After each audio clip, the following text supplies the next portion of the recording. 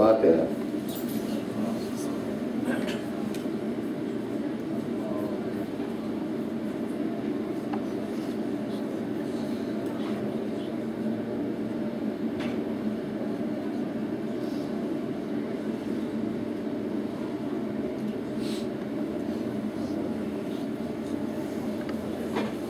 أعوذ بالله السميع العليم من الشيطان اللعين الرجيم. بسم الله الرحمن الرحيم. الحمد لله رب العالمين، والصلاة والسلام على سيدنا وشفيعنا ابی القاسم محمد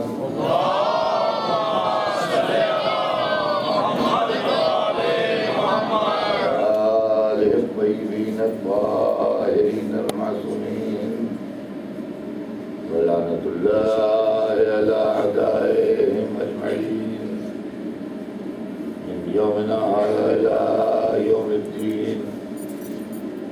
اما بعد فقد قال الله سبحانه تبارك وتعالى في كتابه المبين وهو أصدق الصادقين: وإذ ابتلى إبراهيم ربه بكلمات فأتمهن قال إني جاعلك للناس إماما قال ومن ذريتي قال لا ينال عهد الظالمين. صلوات بھیجتے ہیں محمد.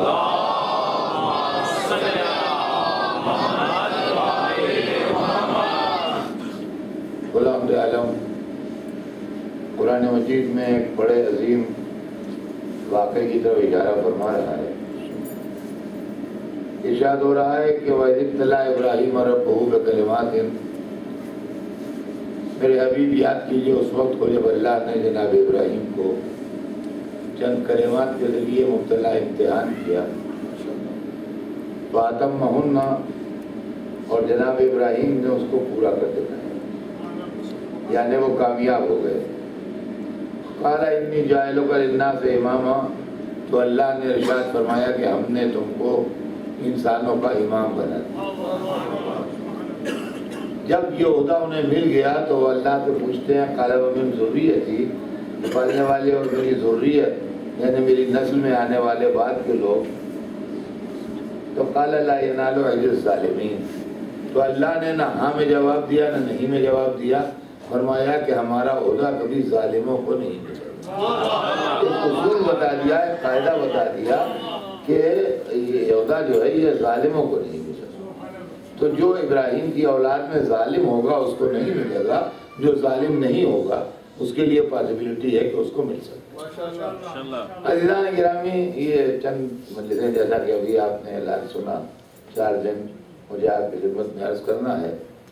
اس میں چند باتیں میں ذائع مبارکہ کے ذیل میں آپ کی خدمت میں عرض کرنا چاہوں گا. پہلی چیز تو یہ کہ امامت کی ضرورت کیا ہے، اس لیے کہ ہمارا فرقہ امامیہ فرقہ کہلاتا ہے، اماموں کو ماننے والا فرقہ کہلاتا ہے. تو ہم اماموں کو کیوں مانتے، اور امامت اور نبوت میں فرق کیا ہے؟ بعض لوگ کہتے ہیں کہ یہ لوگ ختم نبوت کے قائل نہیں ہیں، امامت جو ہے وہ نبوت کا ایکسٹینشن ہے. تو کیا امامت الگ چیز ہے کوئی، یا نبوت کا ایکسٹینشن ہے، یا کیا ہے؟ تو یہ تمام چیزیں جو ہیں یہ اس کے اندر زیر بحث آئیں گی. لیکن پہلی بات جو ہے وہ یہ کہ پہلا جملہ جو آیت کا ہے کہ وَإِذِ ابْتَلَىٰ إِبْرَاهِيمَ رَبُّهُ، جب اللہ نے ابراہیم کا امتحان لیا. پہلی بات جب اللہ نے ابراہیم کا امتحان لیا، معلوم ہوا امتحان ہے ابدیت.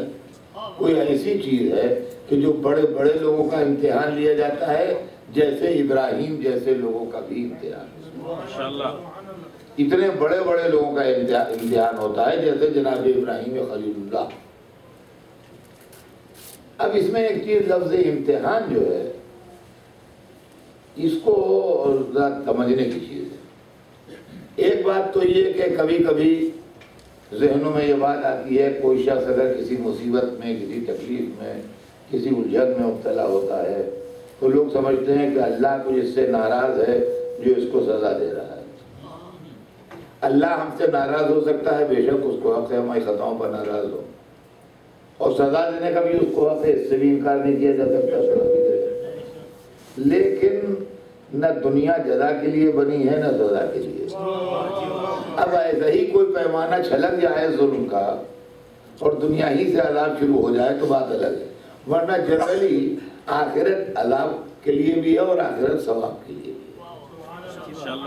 تو اب اگر کسی کا امتحان ہو رہا ہے تو اس کا مطلب یہ ہے کہ وہ بندگی کا امتحان دے رہا ہے کہ بندہ ہوں لہذا امتحان ابدیت دے رہا ہوں، اور اگر مبتلا مصیبت ہونا کسی غلطی کی بنیاد پر ہوتا تو کبھی کوئی معصوم امتحان میں مبتلا ہی نہ ہوتا، اس لیے کہ جہاں غلطی نہیں وہاں سزا کیا۔ صلوات بھیجتے ہیں۔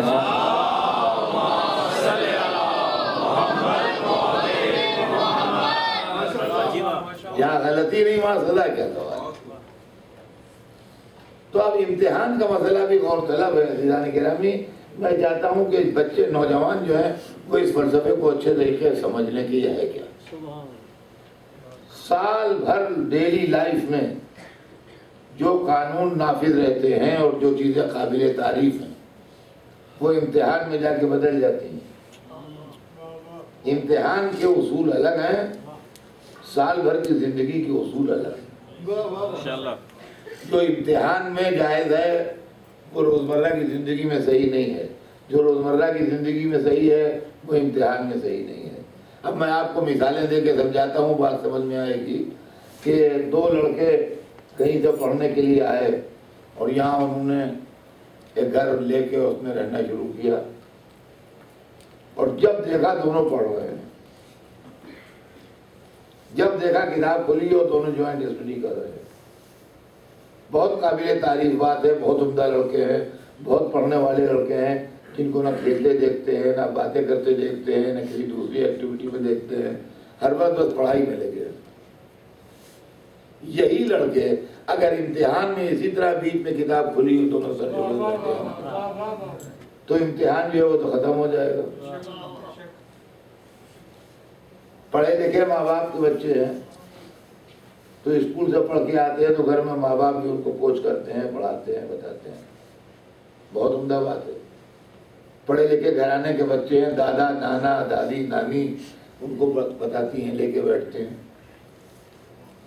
بہت عمدہ بات ہے، بہت قابل تعریف بات ہے اگر اس طریقے سے بچوں کی طرف کیئر کی جا رہی ہے۔ اسکول میں ڈال کے چھوڑ نہیں دینا چاہیے، ان کی نگرانی رکھنا چاہیے ٹھیک پڑھ رہے ہیں کہ نہیں۔ لیکن یہی ماں باپ، یہی دادا نانا اگر امتحان حال میں پہنچ گئے بچوں کو بتانے کے لیے، ارے کہے گا ارے کیا کریں آپ آئیں، ارے بچے کو امتحان دینے دیجیے، آپ کا یہاں کیا کام، آپ باہر جائیے، باہر بیٹھیے، بچوں کو لے جائیے، جب امتحان دے کے نکلے گا یہاں آئیے، یہاں اس کو امتحان دینے دیجیے۔ بہترین استاد ہے اور بہترین شاگرد ہے، ہر بات پوچھتا ہے شاگرد استاد سے، اور استاد ہر بات بتاتا ہے اس کو، سال بھر تک بتاتا رہا، وہ پوچھتا رہا۔ سال بھر کے بعد جب امتحان کا موقع آیا، یہی استاد انویجیلیٹر ہے، یہی نگرانی کر رہا ہے، یہ لڑکا امتحان دے رہا ہے، یہ پوچھے تو اس نے جرم کیا، وہ بتائے تو اس نے جرم کیا۔ ہے حضور کہ نہیں؟ ایسا ہی ہے کہ اگر یہ پوچھے تو اس کا پوچھنا جرم، اور اگر وہ بتائے امتحان حال میں تو اس کا بتانا جرم۔ عزیزان گرامی، یہ پوری تقریر اس لیے کی کہ اکثر لوگ یہ سوال کرتے ہیں کہ اللہ نے حسین کی مدد نہیں کی، حسین نے اللہ کو پکارا نہیں، کیا یہاں امریکہ سے یا علی کہہ رہے ہو نجف سے کربلا دوری کتنا ہے، کیا کربلا والوں نے نہ پکارا ہوگا؟ جب وہ نجف سے کربلا تک نہ آئے تو نجف سے امریکہ تک کیا آئیں گے؟ عزیزان گرامی، وہ یہ سمجھتے ہی نہیں حسین کس منزل سے گزر رہے تھے، حسین گزر رہے تھے منزل امتحان سے، حسین گزر رہے تھے منزل امتحان سے، حسین کا اللہ کو پکارنا بھی درست نہ تھا اور اس کا مدد کو آنا بھی درست نہ تھا. علی کا مدد کو جانا بھی صحیح نہیں تھا اور حسین کا علی کو پکارنا بھی صحیح نہیں تھا.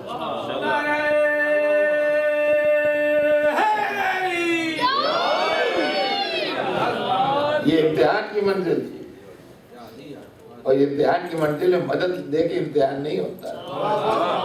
امتحان اپنی طاقت سے دیا جاتا ہے جبھی وہ امتحان میں پاس مانا جائے گا. اگر کسی مدد سے امتحان دیا تو وہ امتحان نہیں ہے. اور عزیزان گرامی جب 3 گھنٹے یا جتنی دیر بھی امتحان کا ٹائم ہے وہ گزار کے لڑکا باہر نکل گیا حال کے کافی جمع کر کے اور استاد بھی باہر نکل گیا, دونوں نکل گئے باہر, تو اب باہر نکل کے جو چاہے پوچھ لے استاد سے اور استاد جو چاہے بتا دے. اب پھر کوئی ریسٹرکشن نہیں ہے, کوئی پابندی نہیں ہے. عزیزان گرامی کربلا منزل امتحان تھی. جب منزل گزر گئی تو وہی اللہ ہے, وہی حسین ہے. اب کہا خدائی میری ہے, اقتدار تیرا ہے. صلوات بھیجنے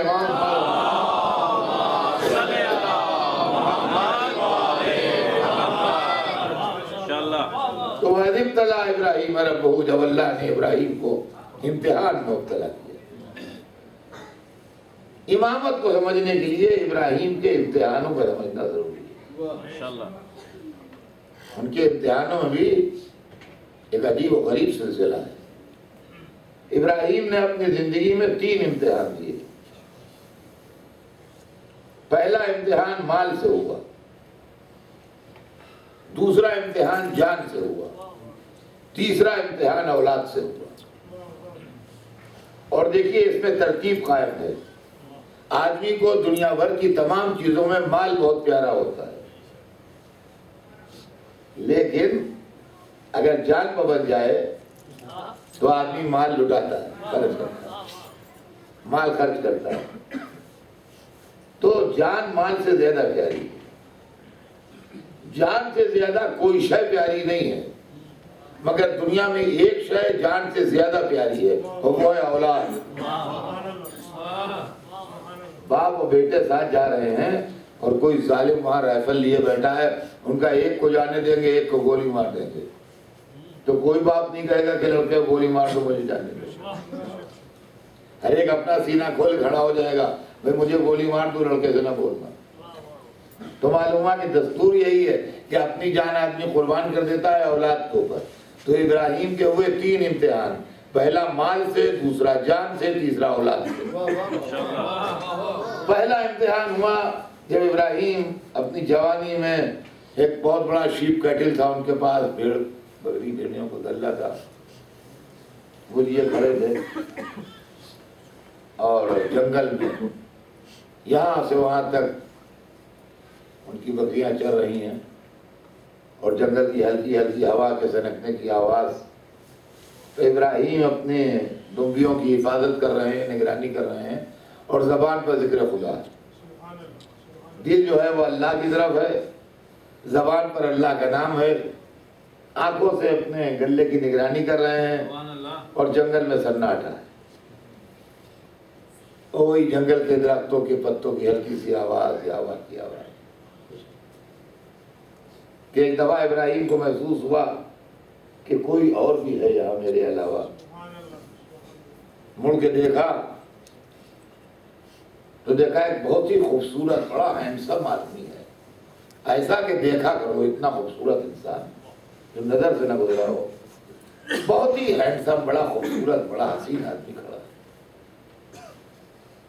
مگر وہ ان کو دیکھ نہیں رہا ہے, وہ بڑے وجد میں اور ایک عجب کیفیت سے آسمان کو دیکھ رہا ہے, اور جیسے اس پر ایک وجدانی کیفیت طاری ہے اور وہ آسمان کو دیکھے جا رہا ہے. اور آسمان کو دیکھتے دیکھتے ایک دفعہ اس نے آواز دی, سبوح قدوس رب الملائکۃ والروح. اور ایسی حسین آواز میں پکارا, اتنے دلکش انداز میں پکارا کہ ذرے ذرے سے صدائے بازگشت آ رہی ہو اور صحرا گونج اٹھا اس کی آواز سے. ابراہیم کا دل تڑپ گیا, اس کے قریب گئے, کہا بھائی کیا میرے خدا کو پکار رہا ہے, میرے رب کو پکار رہا ہے؟ اس نے کہا ہاں, اس کے علاوہ اور کون ہے جس کو پکار, اسی کو پکار رہا ہوں. کہا واہ کیا آواز ہے تیری اور کیا انداز ہے تیرا, اور کیا پکارنے کا طریقہ ہے تیرا، دل خوش ہو گیا، مگر بھائی دل بھرا نہیں، دل بھرا نہیں ابھی، یہ دبیوں کا گلہ چل رہا ہے، یہ میرا ہی ہے، میں آدھا گلہ تجھے دے دوں گا، ایک دفعہ اور پکار دوں یہ لیجیے صاحب، اس نے ایک دفعہ اور پکار دیا، اسی کیفیت سے، اسی انداز سے، اسی وجدانی صورتحال میں اس نے پکار دیا۔ ابراہیم سن کے بہت خوشی ہوئی، ان کو لطف آیا، کچھ دیر کے بعد اس کے پاس گئے، کہنے کہ بھائی ابھی دل بھرا نہیں، یہ آدھا گلہ میں کیا کروں گا، یہ بھی تو ہی لے جائے ایک دفعہ اور۔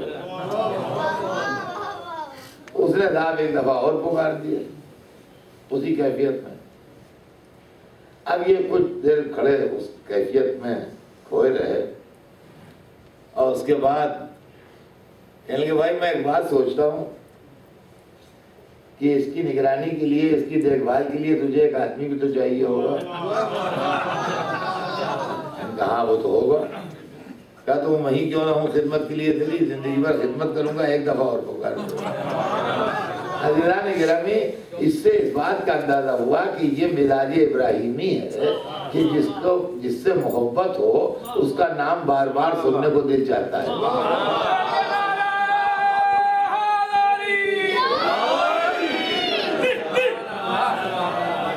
اب سمجھے آپ، ہم لوگ بار بار یا علی کیوں کرتے ہیں؟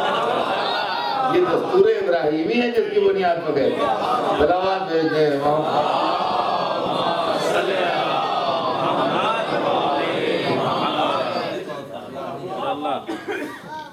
اس نے پکار دیا اسی طرح سے، پھر ایک دفعہ اسی کیفیت میں، اسی وجد کے عالم میں، پھر اس نے آواز دی ویسی،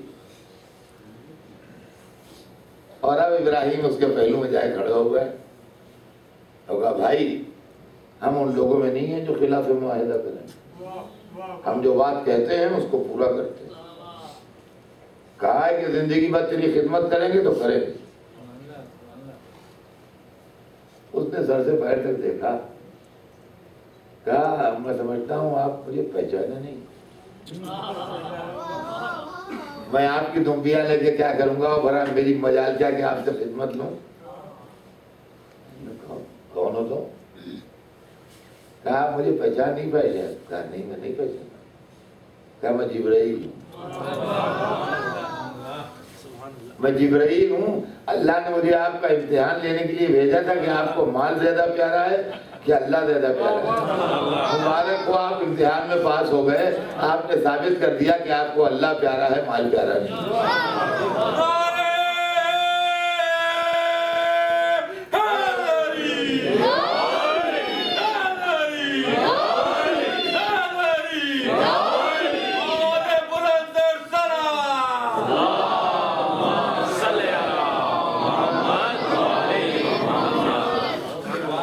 پہلا امتحان تھا ابراہیم، یہ پہلا امتحان۔ دوسرا امتحان اس سے سخت تھا۔ دوسرا امتحان وہ تھا جب بت خانے میں جا کے بت توڑے تھے، اور وہ ذکر قرآن میں بھی ہے، اور بت پرستوں کی کمیٹی بیٹھی اور انہوں نے کہا یہ کس کی حرکت ہے، کیا ہے، ابراہیم کو بلایا بھی گیا تھا، اور آخر میں یہ فیصلہ ہوا کہ ابراہیم کو آگ میں جلا دیا جائے۔ تجویزیں آئیں کہ ان کو قتل کر دیا جائے، یہ ان کا نہیں، یہ تو ہلکی سزا ہے، تکلیف دہ موت ہو، تو یہ طے ہوا کہ جلا دیا جائے، زندہ جلا دیا جائے، یہ تکلیف دہ موت ہے۔ چلیے چلو ٹھیک ہے، اب اگر اللہ کافروں کو جہنم میں بھیجے تو یہ انہی کی تجویز کی ہوئی سزا ہے کہ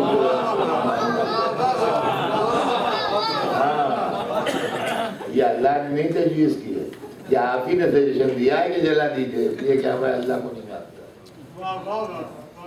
تو انہوں نے میں کو جلا دو۔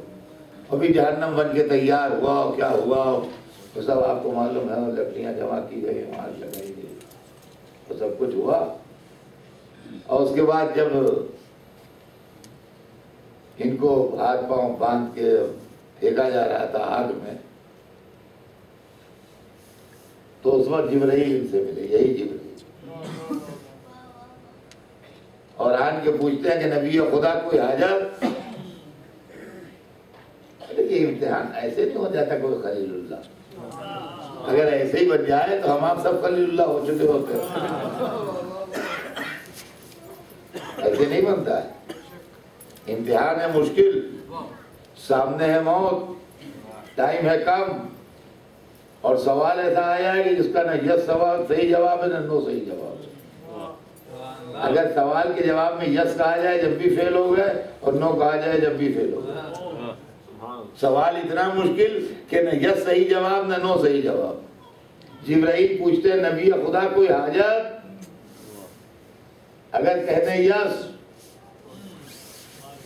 تو مزاج مشیت برہم ہو سکتا ہے کہ ہمارے ہوتے ہمارے دوست اور انتظام یہ جبرائیل ہے، علی تھوڑی ہے۔ صلوات بھیجتے ہیں۔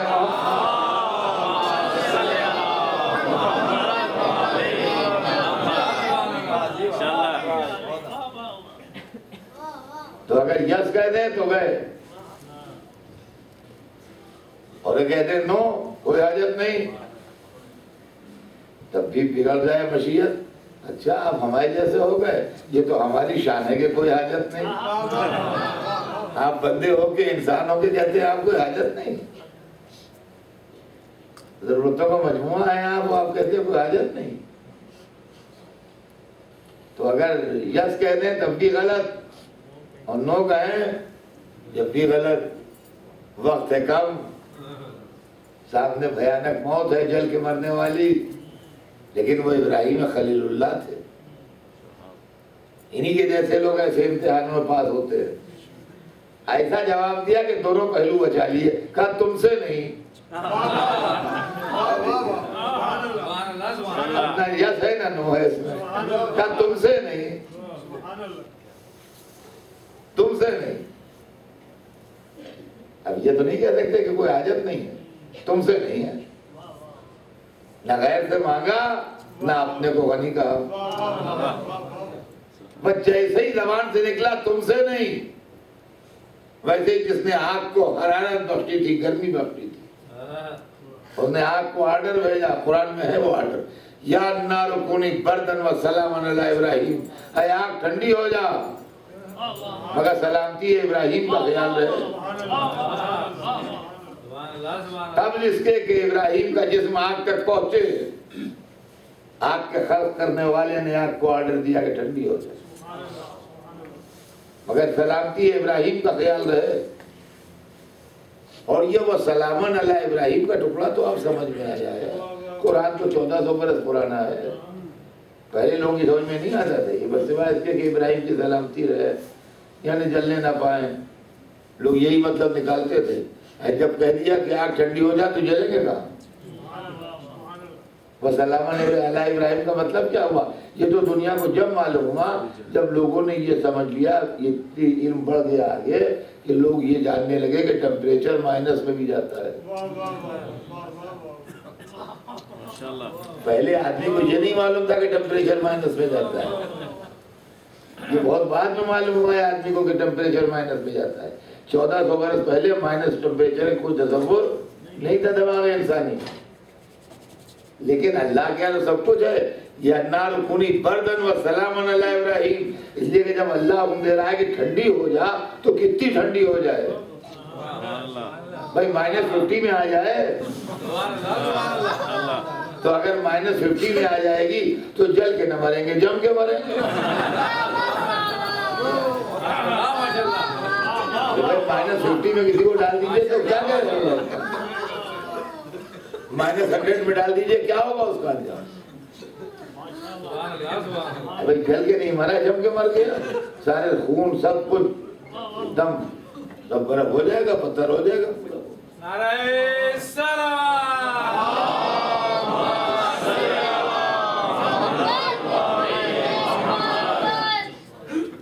تو ان کا کہ ابراہیم کی سلامتی کا خیال رہے، وہ ٹھنڈی ہو گئی آگ، خلیل اللہ کا خطاب ملا۔ یہ دوسرا امتحان تھا جس میں کامیاب ہوئے۔ اب آئیے تیسرا امتحان آیا. تیسرا امتحان اولاد کا امتحان تھا. اور عزیزان گرامی یہ مسئلہ غور طلب ہے، اس کو سمجھنے کی کوشش کیجیے کہ ہم یہ جو خواب میں دیکھ رہے ہیں جناب ابراہیم، یا بنیا انی ارا فی المنام انی اذبحک فانظر ماذا تری، اے میرے لال، اے میرے بیٹے، میں نے خواب میں دیکھا ہے کہ تجھے ذبح کر رہا ہوں. فانظر ماذا تری، بیٹا تیری رائے کیا ہے، تیرا کیا خیال ہے اس معاملے میں؟ بیٹے سے رائے لے. یہ بتا رہے میں نے خواب میں دیکھا، بات کو ہلکا کر کے پیش کر رہے ہیں، اس لیے کہ نبی کا خواب بمنزل وحی ہوتا ہے. ہم خواب دیکھیں تو خواب ہے، نبی خواب دیکھیں تو اس پر وحی آئی ہے. وحی کے 3 طریقے لکھے ہیں ہماری کتابوں میں. یا اللہ کسی ملک مقرب کے ذریعے اپنا میسج بھیجے، جیسے حضور پر پورا قرآن نازل ہوا، جبرائیل امین لاتے رہے. وحی کا ایک طریقہ یہ ہے. دوسرا طریقہ یہ ہے کہ اللہ کسی شے میں کلام پیدا کر دے اور اس سے آواز آنے لگے، یہ پلر ہے اس سے آواز آنے لگے. اللہ کسی چیز میں کلام پیدا کر دے، جیسے جناب موسیٰ کے لیے شجرہ طور سے آواز آتی اور وہاں اللہ سے باتیں ہوتی تھی. یہ دوسرا وحی کا طریقہ ہے. تیسرا وحی کا طریقہ یہ ہے کہ نبی خواب میں دیکھے، جیسے جناب ابراہیم نے خواب میں دیکھا. تو وحی کے 3 طریقے ہیں. ایک طریقہ یہ بھی ہے کہ نبی خواب میں دیکھے. تو عزیزان گرامی ہم اگر خواب میں دیکھیں تو اس کی کوئی حیثیت نہیں ہے، نبی خواب میں دیکھے تو وہی ہے. اب ذرا سوچ لیجئے، جب ہمارا اور نبی کا خواب برابر نہیں ہے تو ہماری اور نبی کی ذات کیا برابر ہے؟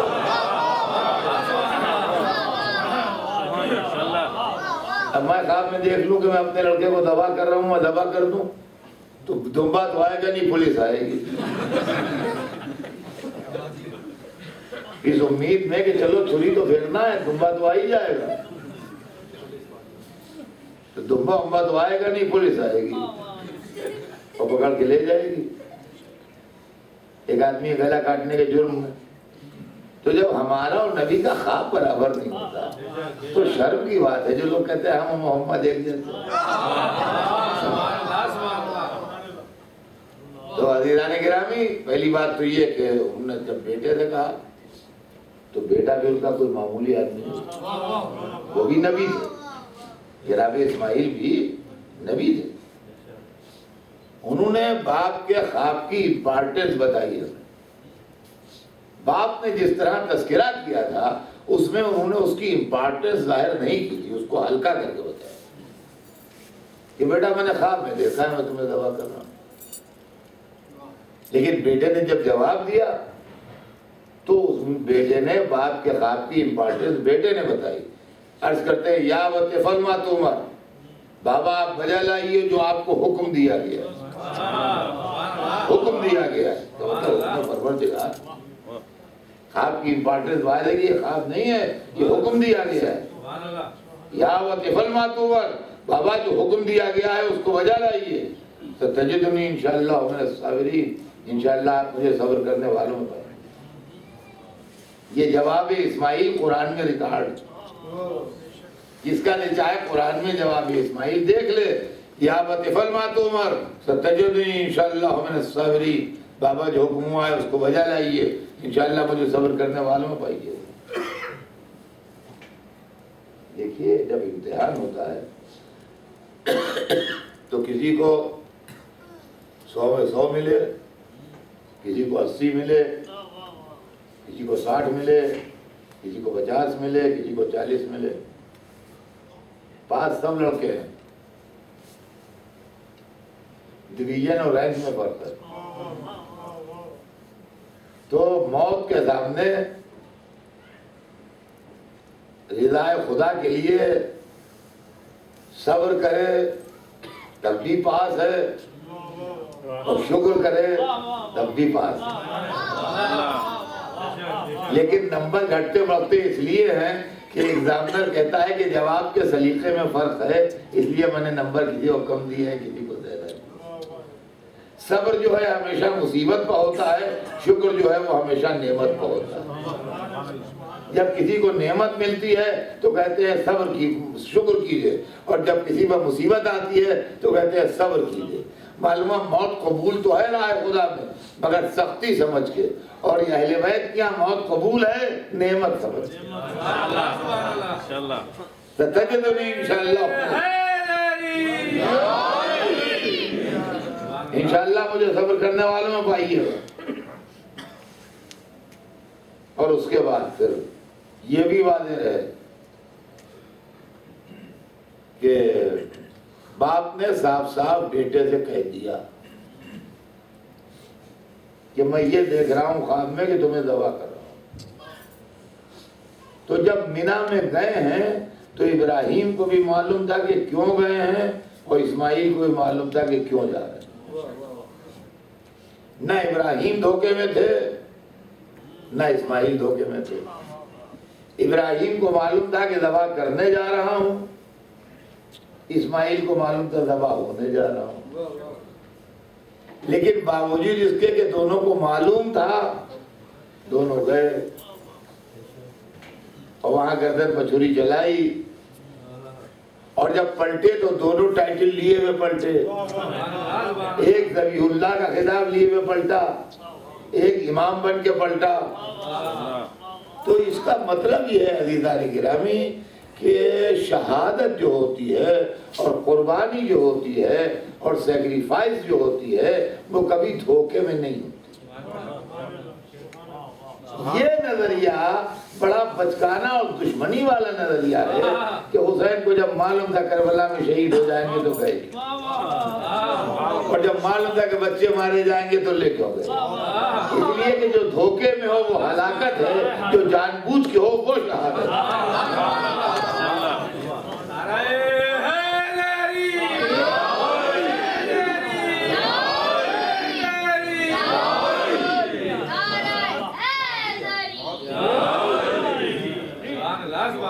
دھوکے میں کبھی شہادت نہیں ہوتی. پیٹھ پہ گولی کھا کے شہید ہو گئے، بھاگ رہے تھے، یہ کہے گی یاد سینے پر لگ گئے تو ٹھیک ہے کہ بھئی ہم کھڑے تھے موت کے سامنے لیٹے ہوئے. اور عزیزان گرامی تاریخ اس کی گواہ ہے، جب جنگ موتا میں جناب جعفر کی میت دریافت ہوئی ہے تو سینے پر اتنے زخم تھے، کئی زخم، تعداد تاریخوں میں لکھی ہے کہ ہر زخم موت کے لیے کافی تھا. ایک زخم اس میں کا موت کے لیے کافی تھا، اور ایسے کئی زخم تھے، مگر پشت مبارک کے اوپر خراش نہیں تھی. اس کا مطلب یہ ہے کہ جتنی دیر لڑتے رہے آگے ہی بڑھتے رہے، پیچھے نہیں پڑتے، تب یہ مرتبہ ملتا ہے شہادت کا. ایسے تھوڑی مل جاتا. تو جب معلوم تھا تو کیا کہو؟ پہلے ابراہیم سے پوچھے جب معلوم تھا تو کیوں لے گئے، اسماعیل سے پوچھے جب معلوم تھا تو کیوں گئے، کیوں گئے. اب ایک بات صرف یہ غور طلب ہے اور سوچنے کا قابل ہے کہ ہم جب قرآن پڑھتے ہیں، اور قرآن جو اسلام کی کتاب ہے، کتاب آسمانی ہے، تو سب سے پہلی آیت جو ملتی ہے قرآن میں وہ ہے بسم اللہ الرحمن الرحیم. پہلی آیت قرآن میں جو ہے وہ بسم اللہ الرحمن الرحیم، جس کا مطلب یہ ہے کہ شروع کرتا ہوں اس اللہ کے نام سے جو رحمان و رحیم ہے، رحم کرنے والا ہے، کرم کرنے والا ہے. رحمان و رحیم عربی کے جملے ہیں، مگر اردو میں بھی اس کا ترجمہ عرب کو معلوم، جس کا رحم عام بھی ہے، جس کا رحم خاص بھی ہے. تو رحمان اور رحیم کے لفظ سے کیا یہ بات میل کھاتی ہے؟ دیکھیے ہم مسلمان ہیں، اور جو کچھ ہمارے کیا لکھا ہوا ہے، جو کچھ ہمارے کیا ہوا ہے، یا جو ہمارے بلیوز ہیں، ہم کہیں سب اچھے ہی اچھے ہیں، وہ تو سب ٹھیک ہے. لیکن آپ دیکھیے اس ریشنل دنیا میں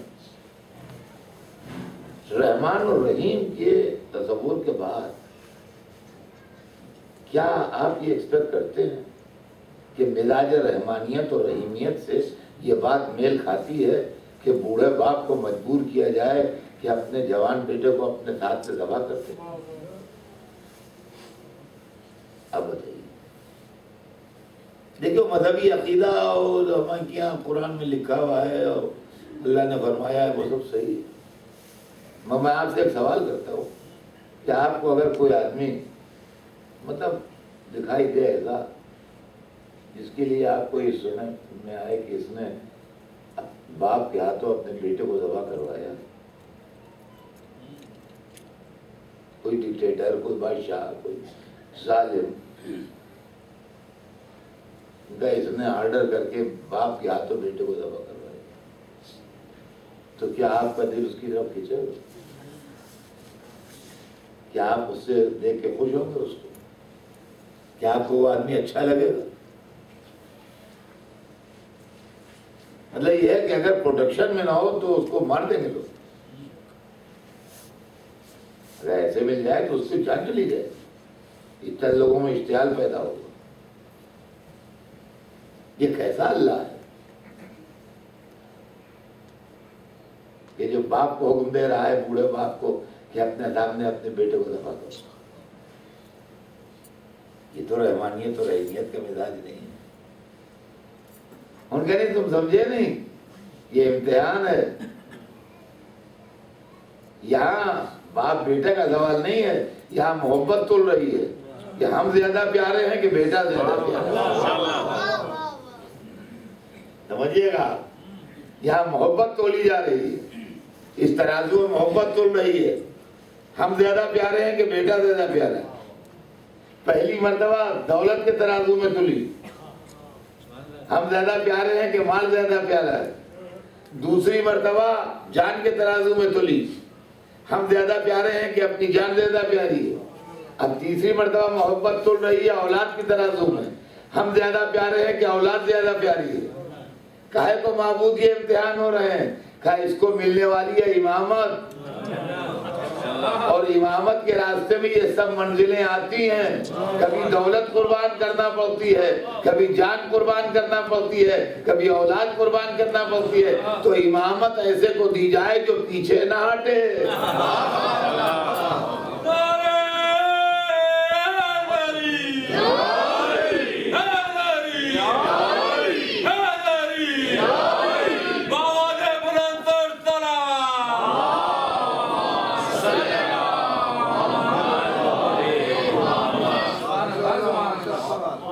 لے گئے وہ صاحب وہاں مینا میں، آج تک اس واقعے کی یاد منائی جاتی ہے، اور حج ہوتا ہے، اور جہاں جہاں لوگ نہیں جا پاتے ہیں تو مقامی طور پر قربانیاں کرتے ہیں، لیکن یہ واقعے کی یاد ساری دنیا کے مسلمان مناتے ہیں، کسی نہ کسی پاپ میں، کسی نہ کسی شکل۔ تو وہاں لے جا کے آنکھوں پٹی باندھی کہ اولاد کا معاملہ ہے، ہاتھ نہ کاپ جائے، اور لڑکے کو لٹا کے چھری چلا دی، اور گلے کی رگیں کٹتی ہوئی محسوس ہوئیں، ہاتھ نے محسوس کیا کہ کچھ کٹ رہا ہے، تو جب اطمینان ہو گیا کہ گردن کٹ گئی تو چھری پھینکی، پٹی کھولی، دیکھا لڑکا سامنے کھڑا ہے۔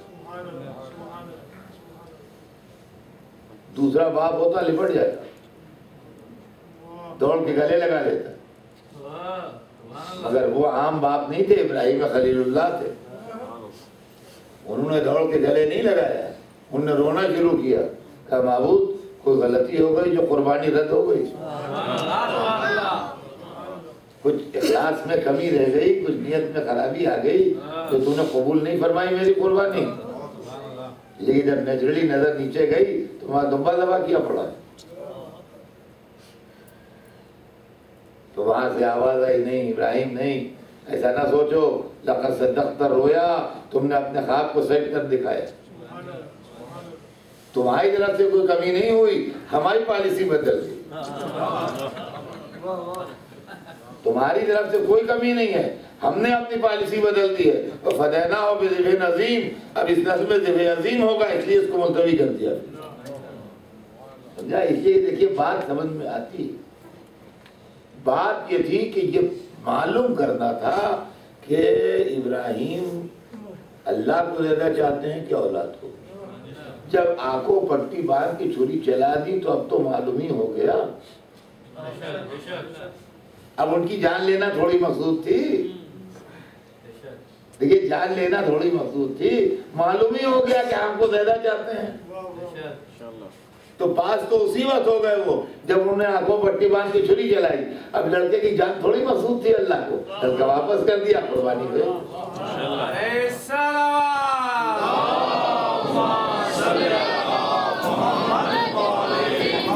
اب یہاں کے اوپر ایک سوال اکثر و بیشتر لوگ کرتے ہیں کہ ابراہیم کے لیے اسماعیل کے لیے دمبا آ گیا، اگر حسین اللہ کو پیارے ہوتے تو ان کے لیے دمبا کیوں نہ آیا؟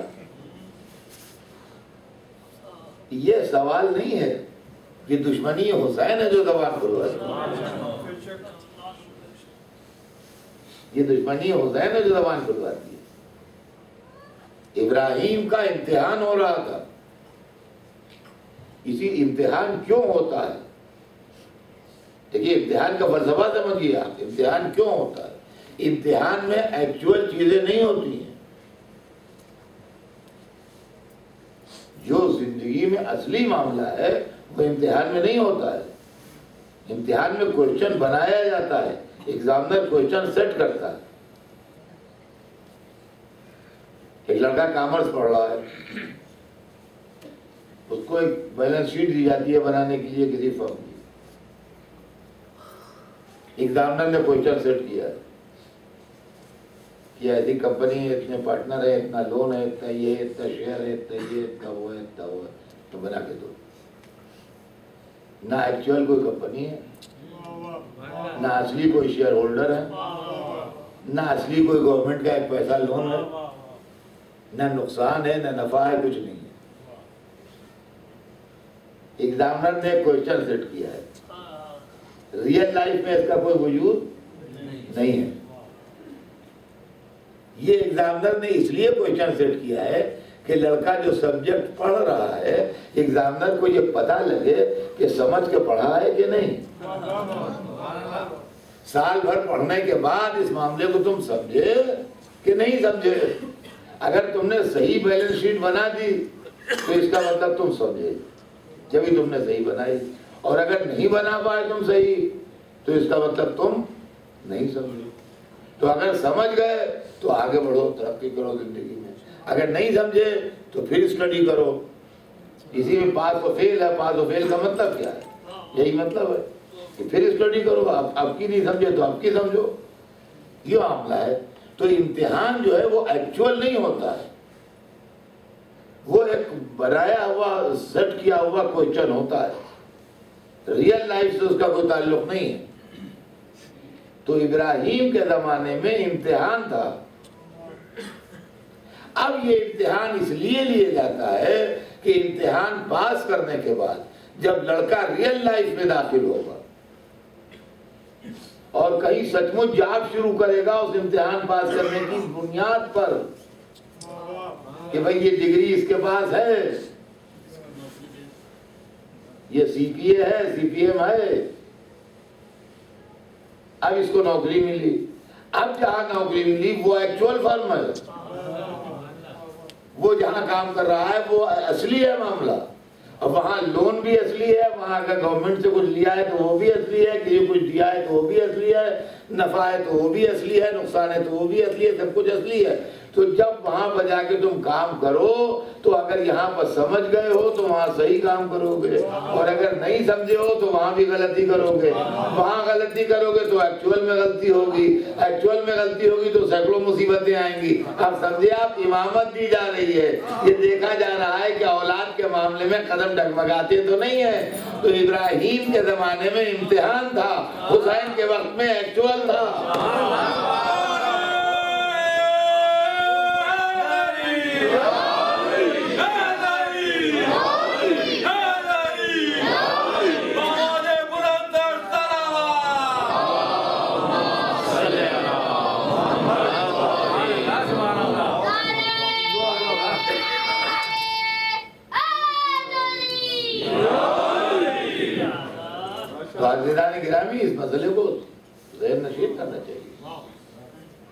کہ اسماعیل کی گردن سے مذہب کا کوئی تعلق نہیں تھا کہ اگر اسماعیل ذبح نہیں ہوں گے تو مذہب نقصان پہنچ جائے گا مذہب کو، اور ذبح ہو جائیں گے تو مذہب بچ جائے گا. لیکن حسین کی گردن سے مذہب کی زندگی وابستہ تھا، لہذا وہاں بات کو امتحان کی حد تک رکھ کے دمبا بھیج دیا گیا. لیکن یہاں گردن کٹ گئی، اس لیے کہ اگر یہ گردن نہ کٹتی تو دنیا میں وہ غمناک اثرات نہ پیدا ہوتے جو شہادت حسین نے پیدا کر دی. جو شہادت حسین نے پیدا کر دیے وہ غمناک اثرات دنیا میں نہ پیدا ہوتے اور اسلام کی زندگی نہ بچتی.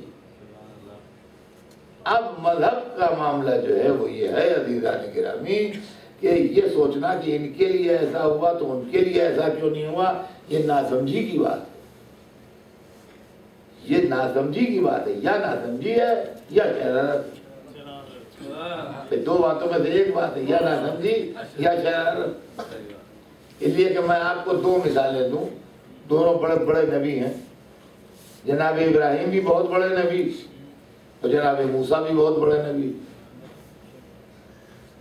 بہت بڑے نبی جناب موسیٰ بھی اور جناب ابراہیم بھی بہت بڑے نبی. جناب ابراہیم کے لیے پورا وہ آگ کا جہنم جو بنایا گیا تھا اس کو اللہ نے ٹھنڈا کر دیا، ابراہیم کو بچا لیا. موسیٰ نے جب فرعون کو تماچا مارا، حالانکہ چند دن کے تھے اور اس کو شبہ ہوا کہ کہیں یہ وہی بچہ تو نہیں ہے جو میری خدائی کو وہ کرے گا، تو اس نے امتحان یہ تجویز کیا کہ اس کے سامنے ایک طبق میں لال رکھو اور اسی میں ایک طرف انگارے رکھو، تو انگاروں کی چمک زیادہ ہوتی ہے. تو اگر یہ آرڈینری بچہ ہے تو انگارہ اٹھائے گا اور اگر ایکسٹرا آرڈینری ہے تو یہ لال اٹھائے گا. تو جناب موسیٰ نے وہ انگارہ اٹھایا، کہتے جبرائیل نے ہاتھ کو ادا کر دیا ان کے، جب بھی ہوا ہو بہرحال وہ ہاتھ جل گیا. بعد میں الگ بات ہے کہ وہ ید بیضا بن گیا، وہ سب ہوا، لیکن اس وقت تو ہاتھ جل گیا. تو ایک جوان آدمی کے لیے تو پورا جہنم آپ نے ٹھنڈا کر دیا، اور پیدا ہوا بچہ جس کے ہاتھ بالکل نازک ہوتے ہیں اس سے انگارے نے جلا دیا، انگارے کو ٹھنڈا نہیں کیا. تو معبود وہ زیادہ پیارا تھا، یہ زیادہ پیارا تھا. وہ ابراہیم زیادہ پیارے ہیں کہ موسیٰ زیادہ پیارے ہیں؟ ان کا دونوں پیارے ہیں، اصل میں دین پیارا ہے. ابراہیم کے بچنے میں دین کو فائدہ تھا اس لیے بچا لیا، موسیٰ کے جلنے میں دین کو فائدہ تھا اس لیے جلا دیا. اب سمجھے آپ کہ وہاں اسماعیل کے بچنے میں فائدہ تھا اس لیے بچا لیا، حسین کی قربانی قبول ہونے میں فائدہ تھا لہذا قربانی قبول ہو گئی.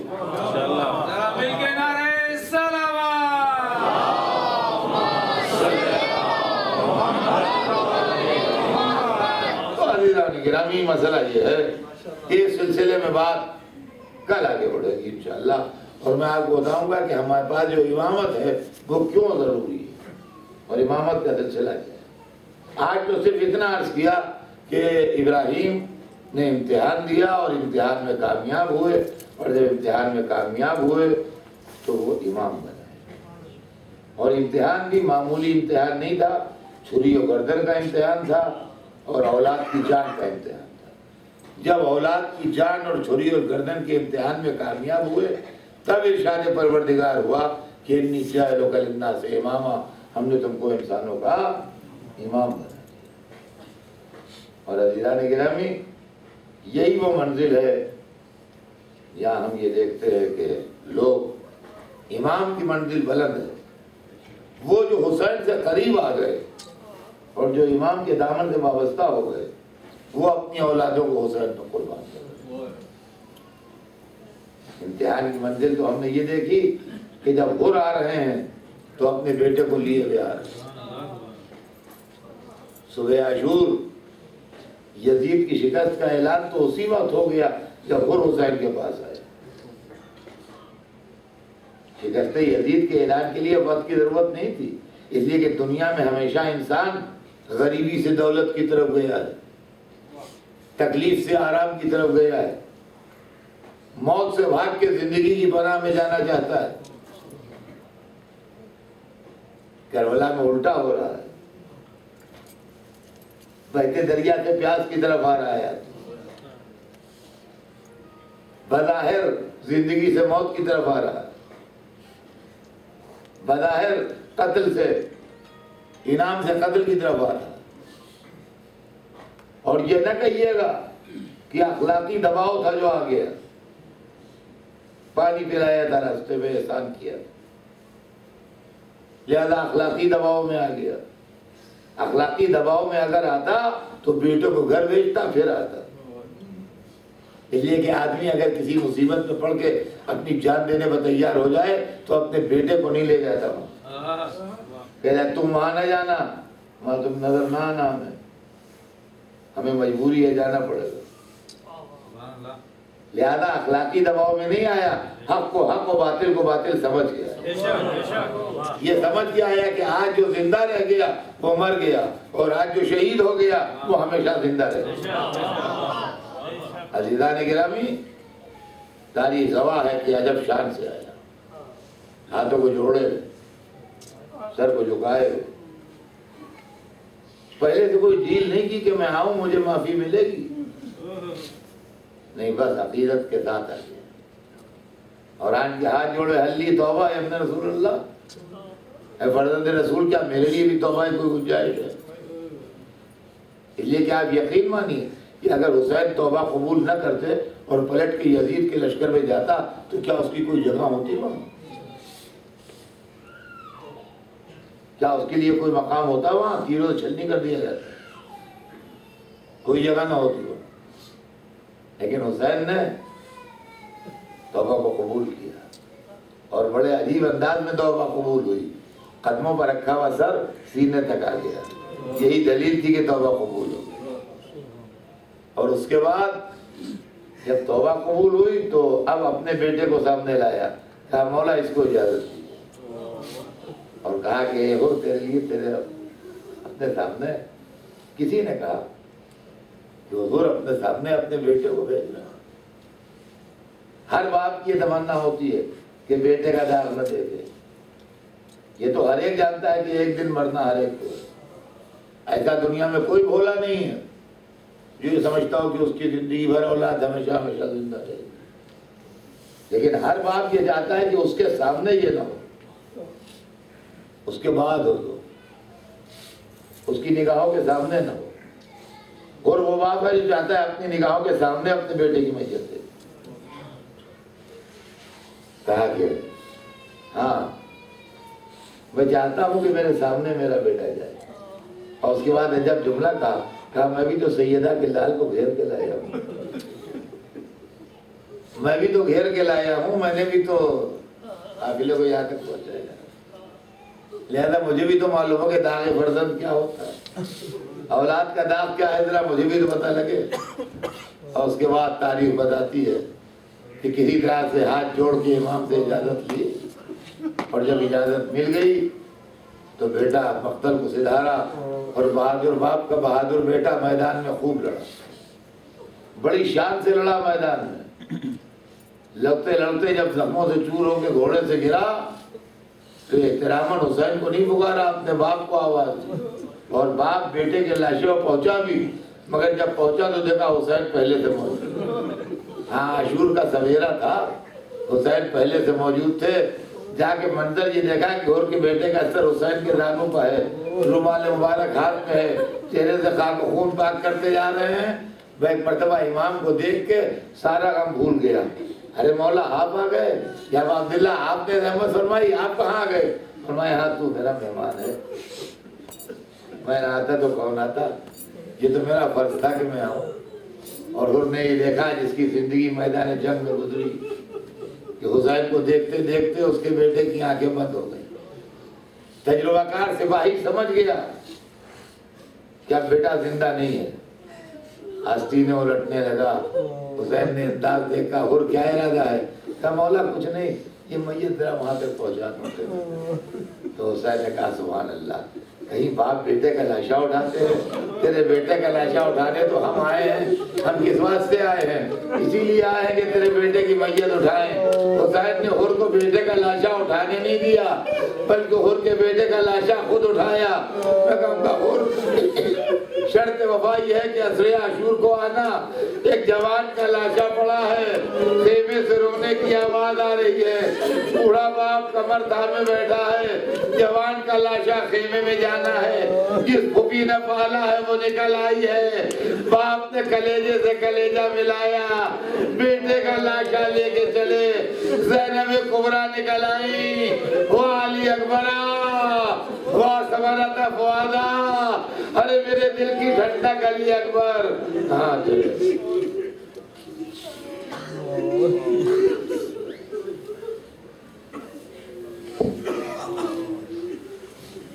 Ya Hüseyin. Ya Hüseyin. Ya Hüseyin.